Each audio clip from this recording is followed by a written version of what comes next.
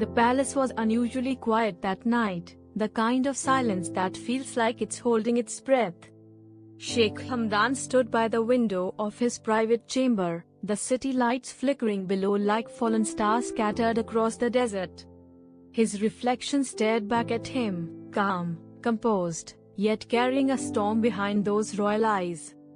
That night was not about speeches or cameras, it was about something far more vulnerable, an apology he could never say out loud, a truth buried beneath royal pride and untold emotion. The world would see only a prince's silence, but behind it lay a heart wrestling with the ghosts of love, regret, and destiny. The world had watched him conquer every challenge, charm every crowd, and carry his crown with grace. But few knew of the burden he bore behind closed doors. There was someone he had once loved beyond words, someone who saw the man before the title, the heart before the fame. Their story had been pure, fragile, and sacred, until life, duty, and silence tore them apart. Tonight, that silence returned, not as a memory, but as a reckoning. Hamdan wasn't speaking, yet every beat of his heart screamed an apology into the emptiness that surrounded him. When he walked into the grand hall, even the guards could sense the shift in his aura. He wasn't wearing his usual confidence, he carried sorrow like a hidden crown. The walls adorned with gold seemed to echo with whispers of the past. Every painting, every corridor reminded him of moments he once shared, her laughter, her words, the promises that fell apart like sand between fingers. This was not the prince the world saw on camera, this was the man who had learned that even royalty could break under the weight of unspoken words. The apology wasn't meant for the nation, the family, or the throne, it was meant for her. The one who walked away when his silence became too loud. The one who had believed in him when he barely believed in himself. He wanted to tell her that every poem he wrote after her departure was an attempt to speak what he couldn't say. He wanted to tell her that even in the moments when he appeared strong, her absence was the quiet wound he carried beneath his royal robes. But how could a prince confess weakness when the world demanded perfection? He remembered the day he chose duty over desire. The kingdom had called, and love had waited. But love doesn't wait forever. It fades quietly, like the final note of a forgotten song. Hamdan had watched her leave, knowing it was his silence that drove her away.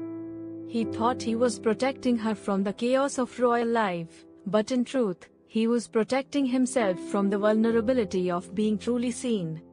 Now, standing under the moonlight, he wished he had chosen differently, wished he had spoken when he still had time. That night, he penned a letter. Not for the press, not for the people, but for the woman who once held his heart. His handwriting trembled as the ink bled emotions he had buried for years.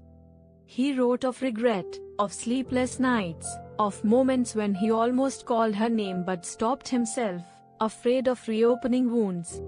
He didn't ask for forgiveness, he didn't expect it. He only wanted her to know that even in his silence, she had never been forgotten. Every victory he celebrated carried her shadow, every loss reminded him of what he truly missed. Outside, the city continued its rhythm, cars, lights, laughter, but in his room, time stood still. Hamdan read the letter aloud once, his voice barely above a whisper. It was soft, broken, and honest, like the confession of a man stripped of his armor. When he finished, he folded the paper and placed it inside a small wooden box beside her photograph. It was his silent apology, unspoken, unseen, but deeply real. Maybe one day she would find it. Maybe not. But he needed to release it, to free his soul from the cage of what-ifs. In public, Sheikh Hamdan remained the symbol of grace the world admired. His smile didn't falter, his duties didn't pause, but his eyes carried a quiet story no camera could capture. Every time he waved to the crowd, a part of him wished she could see that he had changed, that the man she loved had learned humility. That evening, the palace corridors shimmered in a strange twilight glow, as though the universe itself was listening to his unspoken confession. Sheikh Hamdan walked toward the royal stables, the place where his mind always found clarity amidst the scent of leather and sand. Each step echoed softly, and with every sound, he remembered her laughter, the way she once teased him for finding comfort among horses rather than people. He smiled faintly, that bittersweet kind of smile that comes from remembering something beautiful yet lost.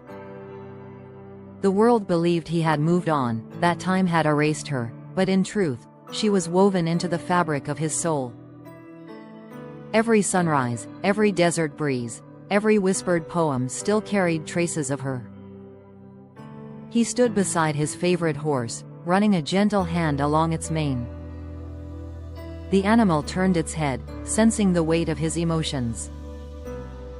"Even you know," he murmured softly, his voice breaking the silence. He thought of the countless times he had written verses about forgiveness and redemption, each one a veiled cry from his heart.